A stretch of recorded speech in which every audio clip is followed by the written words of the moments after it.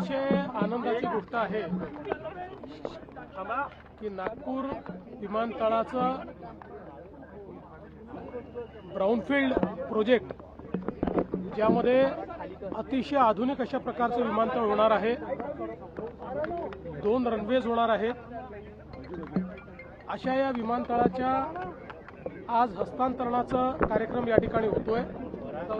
देशाचे माननीय प्रधानमंत्री नरेंद्र मोदीजी आणि एव्हिएशन मिनिस्टर राजूजी यांचे मी मनापासून आभार मानेन। महाराष्ट्र सरकारचे हा जो प्रस्ताव पाठवला होता त्याला केंद्र सरकारने मान्यता दिली आहे आणि आता अतिशय आधुनिक अशा प्रकारचा एअरपोर्ट हा नागपूरला GMRच्या माध्यमातून या ठिकाणी तयार होणार आहे। त्यामुळे आज आम्ही सगळे आनंदी आहोत की नागपूरला नवीन एअरपोर्ट मिळतो। समृद्धीनंतर हा एअरपोर्ट सगळ्यात महत्त्वाचा विदर्भाच्या दृष्टीने असणार आहे। मुळातच आपल्याला कल्पना आहे की आपण जो कार्गो हबचा प्रोजेक्ट इतके वर्ष करत होतो त्याच्यामध्ये एअरपोर्ट हा सगळ्यात महत्त्वाचा घटक होता, पण तोच मागे राहिला होता।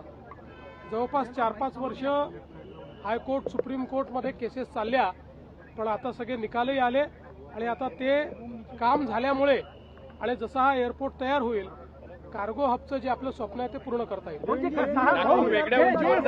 जे 6 खासदार आले त्यात तुमची महत्त्वाची भूमिका आहे, त्यांना भाजपात यायचं होतं असं म्हटलं जातं।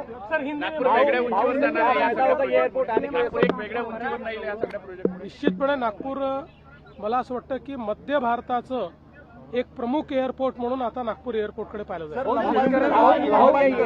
विदर्भाच्या विकासासाठी किती मदत होणार आहे शेतमाल इंटरनॅशनल मार्केटमध्ये? असं आहे की आता आपण जर बघितलं तर एक आंतरराष्ट्रीय एअरपोर्ट हे सर्व प्रकारे अर्थव्यवस्थेला चालना देते, त्यामुळे शेतकरी असो उद्योग असो सर्व प्रकारच्या अर्थव्यवस्थेला मोठी चालना है।